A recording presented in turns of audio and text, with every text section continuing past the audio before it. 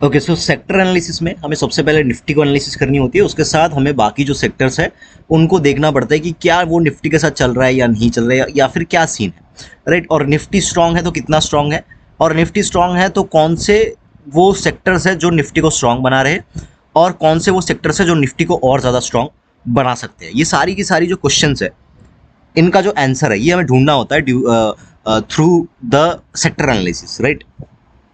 सो अभी अगर मैं यहाँ पे देखने की कोशिश करूँ निफ्टी के चार्ट को, तो अभी हमें देखने को क्या मिल रहा है। देखिए, अगर आप ठीक से इस चार्ट को देखें तो डेफिनेटली निफ्टी ने जो है एक रेजिस्टेंस को ब्रेकआउट दिया है। अगर हम ध्यान से देखो तो ये एक ऐसे एक लाइन आती है और इसको निफ्टी ने जो है ब्रेकआउट दिया है। ओके, और एक माइनर सा रेजिस्टेंस था, इसको भी मार्केट ने ब्रेकआउट दिया, इसके ऊपर क्लोजिंग भी दिया अगर आप ध्यान से देखोगे तो। ओके, तो नेक्स्ट रेजिस्टेंस कहाँ पे आ रहा है? नेक्स्ट रेजिस्टेंस कहीं ना कहीं इस पॉइंट पे आएगा। ये एक सप्लाई जोन भी है, राइट। तो इस पॉइंट पे जो है एक नेक्स्ट रेजिस्टेंस है, मतलब 18,000 का लेवल, 18,000 से लेके 18,100 का लेवल है। ओके, तो ये ओवरऑल निफ्टी की सिनारियो हो गई। अब निफ्टी के साथ हमें देखना है कि वो कौन कौन से सेक्टर्स है जो निफ्टी के साथ चल सकते हैं। देखिए, सबसे पहले तो हम निफ्टी को कर लेंगे साइड पे, राइट। तो निफ्टी के साथ हम देखेंगे बैंक निफ्टी को।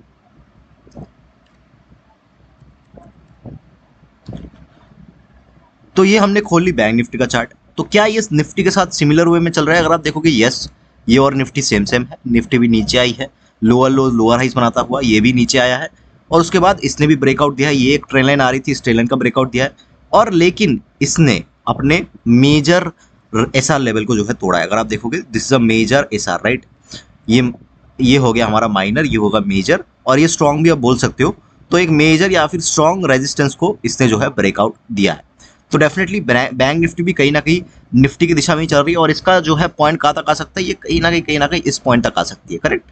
तो इसका भी ऑलमोस्ट मैं देखने जाऊँ तो 600 पॉइंट के आसपास, 700 पॉइंट के आसपास मोमेंटम अभी भी इसमें बाकी है।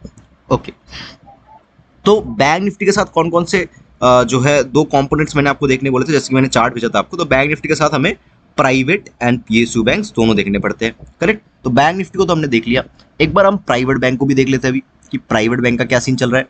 अगर मैं प्राइवेट बैंक को देखूँ यहाँ पे, तो एक बार चलते हैं सेक्टर पे। यस, सेक्टर पे हम आ गए, और इस बार हम देखेंगे प्राइवेट बैंक्स को। तो प्राइवेट बैंक्स अगर मैं ओपन करूँ, यस, सो प्राइवेट बैंक्स के अंदर क्या हुआ? अगर आप ध्यान से देखोगे तो इसने भी अपने रेजिस्टेंस को ब्रेक किया, ये भी डाउन ट्रेंड में था, लेकिन इसने कहीं ना कहीं, अगर आप चार्ट देखोगे तो इसने अपने रेजिस्टेंस को ब्रेक नहीं किया अभी भी। मतलब ये जो पूरा का पूरा सेक्टर है हमारा प्राइवेट सेक्टर, ये इसने कहीं ना कहीं अपने पुराने जो एक मेजर रेजिस्टेंस है, या फिर इसको आप स्ट्रॉन्ग रेजिस्टेंस भी ले सकते हो, तो इसने इसको ब्रेकआउट नहीं किया है। ओके, तो ये एक प्रॉब्लम है इसमें, ठीक है। उसके साथ इसके सारे कंक्लूजन पे आएंगे, डोंट वरी। तो उसके बाद हमें देखना है पीएसयू बैंक्स, राइट। तो ये हमारा लग गया पीएसयू बैंक। अभी पीएसयू बैंक में क्या सीन चल रहा है? देखिए, ध्यान से देखने की कोशिश करिए, पीएसयू बैंक्स के अंदर क्या ये निफ्टी के जैसा लग रहा है? अगर आप देखोगे, क्या ये निफ्टी के साथ कोई आपको मैच दिख रहा है? अगर आप देखोगे, ये बहुत लंबा एक मोमेंटम आ गया, इसमें निफ्टी के अंदर कोई मोमेंटम ज्यादा आया नहीं था, फिर मार्केट बहुत ज्यादा नीचे गिर गई, ये भी काफी ज्यादा नीचे गिरा, अभी धीरे धीरे ऊपर जाने की कोशिश कर रहा है, लेकिन एक जगह पे रुक गया है, और हमारा जो निफ्टी है ये काफी ऊपर चला गया है। तो डेफिनेटली पीएसयू बैंक्स के साथ, पीएसयू बैंक्स और निफ्टी कोई भी एंगल से जो है एक दूसरे के साथ मैं लिंक होता हुआ नहीं दिख रहा। हाँ, लेकिन एक चांस है, ये थोड़ा सा वीक यहाँ पे दिख रहा है। क्यों? क्योंकि ये लोअर हाइस लोअर लोस बनाता हुआ नीचे आ रहा है, पहली चीज। दूसरी चीज, सस्टेन नहीं कर पा रहा है, एक जगह पे रुका हुआ है अप ट्रेंड के बाद। तो निफ्टी अगर फर्दर अपमूव देगा, या फिर बैंक निफ्टी अगर फर्दर अपमूव देगा, तो इसको ऊपर खींच सकता है, और बैंक निफ्टी का निफ्टी अगर नीचे जाएगा तो ये डेफिनेटली नीचे, काफी ज्यादा नीचे आ सकता है। तो मेरे कहने का ये मतलब है कि कुछ सेक्टर, कुछ स्टॉक्स ऐसे होते हैं जो एक पर्टिकुलर सेक्टर को जो है जो ड्राइव करता है। मतलब जैसे कि सपोज कर लो कि हमारा बैंक निफ्टी हो गया है ना, बैंक निफ्टी ड्राइव कर रहा है निफ्टी को। उसके बाद हमारा जो ऑलमोस्ट आप ले लीजिए प्राइवेट बैंक जो है, वो भी ऑलमोस्ट निफ्टी को ड्राइव कर सकता है। लेकिन हमारा जो पीएसयू बैंक है, निफ्टी इसको ड्राइव करेगा, ये निफ्टी को ड्राइव नहीं कर सकता। क्योंकि इसके अंदर स्ट्रेंथ नहीं है। तो निफ्टी अगर ऊपर जाएगा तो निफ्टी इसको खींच के ऊपर लेके जाएगा, और अगर निफ्टी नीचे आएगा तो डेफिनेटली तो नीचे गिरने के लिए तैयार है। ये तो बोलेगा कि हाँ भैया लेके चलो मुझे नीचे, तो ये नीचे आ जाएगा। तो ये इसके ऊपर हमें फोकस रखना है कि ये करता क्या है, ठीक है। तो हमने तीन चीजें देख ली, अभी बात आती है फिन निफ्टी की, राइट। अभी फिन निफ्टी भी देखना है हमें, तो चलिए फिन निफ्टी देखते हैं। तो CNX फाइनेंस है ना, यस। सो इसके अंदर क्या सीन है? अगर आप देखोगे तो इसने भी ब्रेकआउट दिया इस रेजिस्टेंस का, और इसने कहीं ना कहीं, यस, तो इसने भी एकदम निफ्टी के जैसा अपने जो है मेजर रेजिस्टेंस को इसने ब्रेक किया है, राइट। सो अगर आप देखोगे यहाँ पे ये रहा माइनर, ये रहा मेजर, तो इसने मेजर रेजिस्टेंस को ब्रेक किया है। ओके, तो ये भी निफ्टी के साथ चल रहा है, बहुत बढ़िया बात है। अभी हमें क्या देखना है, फाइनेंस हो गया, अभी ऑटो देखना है। अभी ऑटो देख लेते हैं, ये चले गए हम ऑटो में। ऑटो में क्या सीन है, अगर आप ध्यान से देखोगे ऑटो बिल्कुल अपने रेजिस्टेंस पे खड़ा हुआ है, करेक्ट। अगर आप ध्यान से देखोगे तो ये एक रेजिस्टेंस है और ये अगर टूटा ना तो ये एक रेजिस्टेंस है। तो ओवरऑल ये 13,000 का जो लेवल है ये एक रेजिस्टेंस है इसके लिए, और ये यहाँ से बस 100 पॉइंट दूर है। तो ये काफी एक बड़ी रेजिस्टेंस के आसपास खड़ा हुआ है। ओके, तो ये भी कंक्लूजन हमने निकाल लिया कि ऑटो अपने रेजिस्टेंस पे खड़ा हुआ है। चलिए एक बार ना ये चीजों को लिख लेते हैं। बैंक निफ्टी के अंदर क्या हुआ है, बैंक निफ्टी का लिख देता हूँ यहाँ पे। बैंक निफ्टी के अंदर क्या हुआ है, सिमिलर होगा तो मैं सिमिलर लिख दूंगा, ठीक है, मतलब सिमिलर टू निफ्टी है ये, ठीक है। तो मैं क्या करूंगा, बैंक निफ्टी सिमिलर है प्लस इसने जो है ब्रेकआउट दिया। ओके, उसके बाद इसके साथ क्या क्या आता है, इसके साथ हमारा प्राइवेट बैंक आता है। प्राइवेट बैंक जो है हमारा वो कहीं ना कहीं अभी भी ब्रेकआउट प्राइवेट बैंक ने नहीं दिया है, तो ये रेजिस्टेंस पे है एट R1 लिख देता हूं मैं, मतलब रेजिस्टेंस। और हमारा जो PSU बैंक है वो न्यूट्रल है, N मतलब न्यूट्रल। तो ये ओवरऑल कंक्लूजन निकल गया है अभी तक। उसके बाद हमारा क्या सीन आएगा, बैंक सेक्टर से हमने पूरा का पूरा देख लिया, उसके बाद फाइनेंस सेक्टर आएगा, ठीक है। तो फाइनेंस सेक्टर ने क्या किया, यहाँ पे FIN लिख देता हूं मैं। फाइनेंस सेक्टर के अंदर कहीं ना कहीं अगर मैं फिर से देखूं फाइनेंस सेक्टर को, मैं एक बार देख लेता हूं यहाँ पे फाइनेंस सेक्टर, यस, तो ये फाइनेंस सेक्टर है। फाइनेंस सेक्टर ने भी ब्रेकआउट दिया और मेजर रेजिस्टेंस को ब्रेकआउट किया, और इसका रेजिस्टेंस भी काफी दूर है, 19,000 का लेवल है, 200 पॉइंट का 150 पॉइंट का मोमेंटम इस पे अभी भी बाकी है। ओके, तो फाइनेंस सेक्टर के अंदर क्या हुआ, फिन निफ्टी के अंदर फिन निफ्टी ने भी जो है ब्रेकआउट दिया है। ओके, उसके बाद क्या आता है, फिन निफ्टी देख लिया हमने, बैंक निफ्टी देख लिया, उसके बाद हमने ऑटो भी देखना है। ऑटो के अंदर क्या है, ऑटो एट रेजिस्टेंस है, राइट, इसने ब्रेकआउट नहीं दिया अभी भी, तो एट R1 लिख देता हूं मैं, एट R1 पे है ये। ओके, तो फिन निफ्टी देख लिया, बैंक निफ्टी के दोनों कंपोनेंट्स देख लिए, प्राइवेट PSU और फिन निफ्टी देख लिया। ओके, इसके बाद क्या आता है, इसके बाद हमारा ऑयल एंड गैस आता है, करेक्ट। तो ऑयल एंड गैस को देख लेते, चलिए। तो यहाँ पे ऑयल एंड गैस काफी इंपॉर्टेंट है, ऑयल एंड गैस, क्योंकि उसके अंदर रिलायंस आता है, करेक्ट। तो ऑयल एंड गैस के अंदर क्या हुआ है, क्या ये निफ्टी के साथ चल रहा है, बिल्कुल नहीं, लेकिन हाँ इसके अंदर क्या है, इसके अंदर एक काफी बढ़िया W देखने को मिल रहा है, तो ये भी एक ब्रेकआउट पे है, करेक्ट। सो अगर ये इसके ऊपर निकलेगा तो काफी बड़ी मोमेंटम इसमें देखने को मिल सकती है, लेकिन इससे ब्रेकआउट नहीं दिया है कोई, इसमें कोई भी ब्रेकआउट हमें नजर नहीं आ रहा है। तो डेफिनेटली ऑयल एंड गैस तो नहीं चल रहा निफ्टी के साथ, तो यहाँ पे हम लिख देते हैं ये भी R1 पे आसपास है।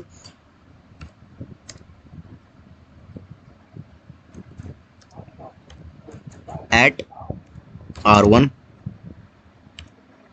ठीक है, चलो ये हो गया। और क्या सीन है, अभी ऑयल एंड गैस भी हमने देख लिया, उसके बाद क्या आता है, निफ्टी मेटल, करेक्ट। तो निफ्टी मेटल को भी देख लेते हैं, यहाँ पे निफ्टी मेटल, ये रहा निफ्टी मेटल। तो निफ्टी मेटल के अंदर क्या सीन है, क्या इसमें भी कुछ हुआ है, नहीं इसमें भी कुछ नहीं है। क्या ब्रेकआउट हुआ है, हाँ एक ब्रेकआउट हो सकता है, लेकिन ये उतना खास ट्रेंड लाइन तो है नहीं, अगर आप देखोगे तो ये उतना खास है नहीं, इसको ट्रेंड लाइन में मानूंगा नहीं, लेकिन हाँ ब्रेकआउट तो हुआ है, लेकिन इसमें ब्रेकआउट अभी भी पेंडिंग है इसके आसपास 5790 के आसपास, मतलब यहाँ से 80-90 पॉइंट ऊपर इसमें एक अच्छा ब्रेकआउट आ सकता है। तो ये भी मैं खास ब्रेकआउट नहीं मानूंगा, ये ब्रेकआउट के आसपास है, करेक्ट। तो हम मेटल को क्या बोलेंगे, ब्रेकआउट के आसपास है, लिख देते हैं मेटल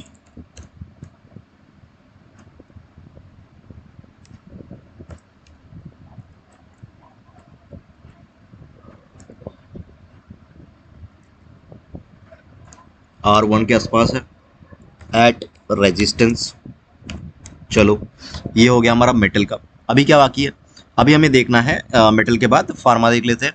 चलिए फार्मा की ओर जाते हैं, फार्मा, ये रहा फार्मा। ओके, तो फार्मा के अंदर क्या है, बहुत बढ़िया अप ट्रेंड हुआ है। यहाँ पे ये जो एक लाइन आ रहा था, राइट, रेजिस्टेंस का, जैसे कि निफ्टी के अंदर आ रहा था। यहाँ पे अगर आप देखोगे निफ्टी के अंदर एक बार इसमें मैं कर देता हूँ ताकि आपको चीज़ें अच्छे से दिखे। तो यहाँ पे अगर मैं एक बार के लिए निफ्टी फार्मा को ओपन करूँ, यस, सो अगर आप देखोगे तो सिमिलर चार्ट है, इसने भी एक बहुत बड़े जो है रेजिस्टेंस को ब्रेकआउट किया। इवन निफ्टी से भी बड़ा ये इंपॉर्टेंट रेजिस्टेंस दिख रहा है मुझे, इसको इसने ब्रेकआउट किया है। प्लस अगर आप ध्यान से देखोगे तो इसने इस वाले लेवल को भी ब्रेक किया, करेक्ट। अगर आप ध्यान से देखो इस चार्ट को तो ये देखो, तो ये क्या है, ये एक SR फ्लिप है, correct, this is a SR flip. इसको ब्रेक किया, इससे रेजिस्टेंस लिया, अभी फिर से इसके ऊपर है और बिल्कुल एसआर फ्लिप के ऊपर चल रहा है। अभी एसआर फ्लिप के नीचे आ सकता है, एसआर फ्लिप से सपोर्ट ले सकता है, तो इसको हम क्या बोलेंगे, ये अभी सपोर्ट पे है, करेक्ट। चलिए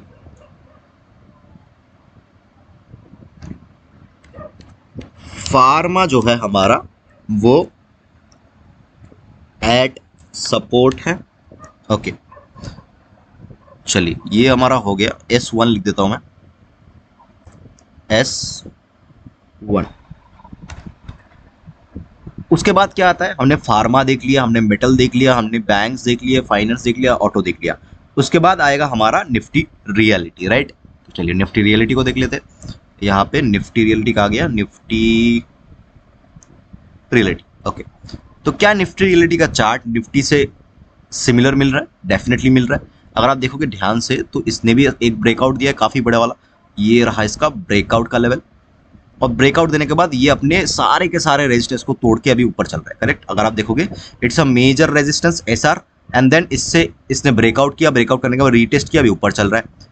तो कहीं ना कहीं ये अगर ये लेवल को तोड़ेगा तो काफ़ी ऊपर जा सकता है, और इसका रेजिस्टेंस मुझे बहुत पास तो नहीं दिख रहा, मतलब 430 ये एक लेवल आ सकता है जहाँ पे एक सप्लाई मिल सकता है, नहीं तो ये काफ़ी ऊपर जा सकते हैं ऐसे, ठीक है।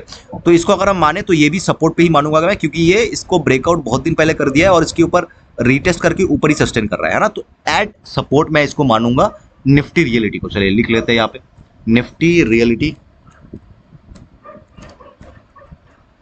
ये है हमारा एट सपोर्ट 1 पे, ठीक है। अभी क्या आता है, अभी हमारा आएगा यहाँ पे निफ्टी आईटी, करेक्ट।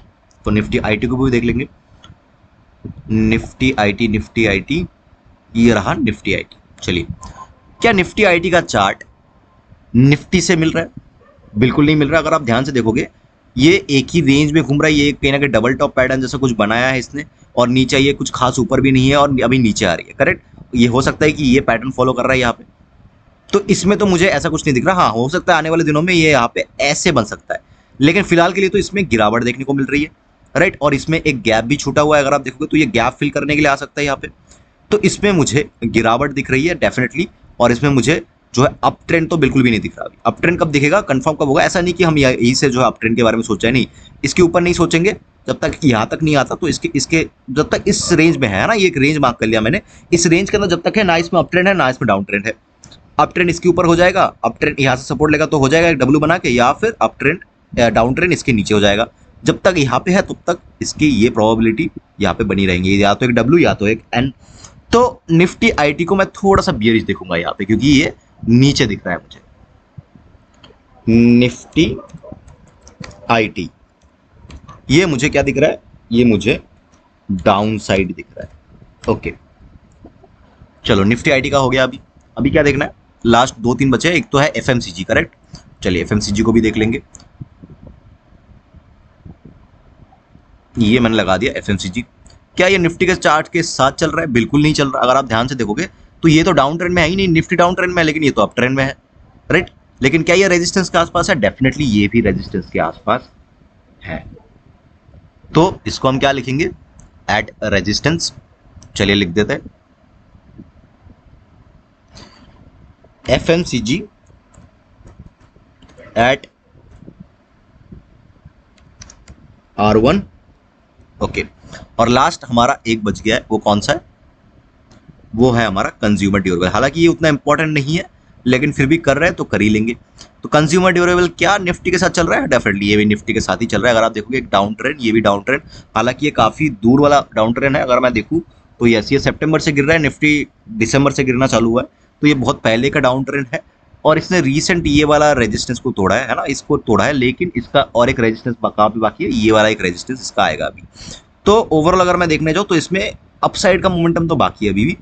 तो इसको मैं एज इसने ये वाला रेजिस्टेंस भी तोड़ा है और ऊपर ब्रेकआउट का लेवल इसका काफी ऊपर है, तो इसको मैं क्या दूंगा, एट सपोर्ट दूंगा, करेक्ट। तो हमारा कंज्यूमर जो है, कंज्यूमर ड्यूरेबल सेक्टर, वो कहीं ना कहीं एट सपोर्ट पे है। चलो ये सारे के सारे हमने लिख लिए। अभी ये बताओ कि हमारे फेवर में कौन है, बैंक निफ्टी जो कि ब्रेकआउट दे चुका है लेकिन उसमें से प्राइवेट सेक्टर जो है रेजिस्टेंस पे है और पीएसयू सेक्टर जो है न्यूट्रल है। मतलब बैंक निफ्टी के अंदर ऊपर हम भरोसा नहीं कर सकते, कब कर सकते कब नहीं वो हम डिस्कस करेंगे। फिन निफ्टी के अंदर ब्रेकआउट आ चुका है, तो ये कहीं ना कहीं हम भरोसा कर सकते हैं इसके ऊपर। ऑटो सेक्टर रेजिस्टेंस पे है, ऑयल रेजिस्टेंस पे है, मेटल रेजिस्टेंस पे है, फार्मा बस सपोर्ट पे है। बाकी सारे के सारे सेक्टर, निफ्टी आईटी डाउन है, सारे के सारे सेक्टर हमें क्या दिख रहे हैं, सारे के सारे सेक्टर हमें, ये जो मैं मार्क कर रहा हूँ, मार्क कर देता हूँ मैं, ठीक है, ये वाला, ये वाला, ये वाला, ये और ये।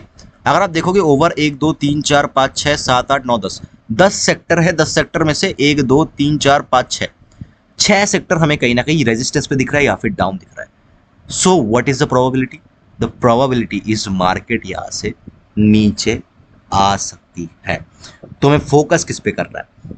डाउन साइड पे फोकस करना है। चलिए अभी एक एक करके सब चीज़ों को समझेंगे। हम पहले बैंक निफ्टी को एनालिसिस करते हैं, करेक्ट।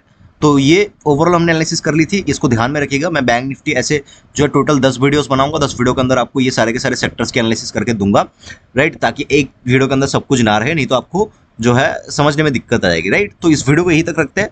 नेक्स्ट वीडियो में हम बैंक निफ्टी को समझेंगे, फिर फिन निफ्टी को, फिर ऑटो को, फिर ऑयल एंड गैस, फिर मेटल, फिर pharma, consumer durable, FMCG, IT and reality.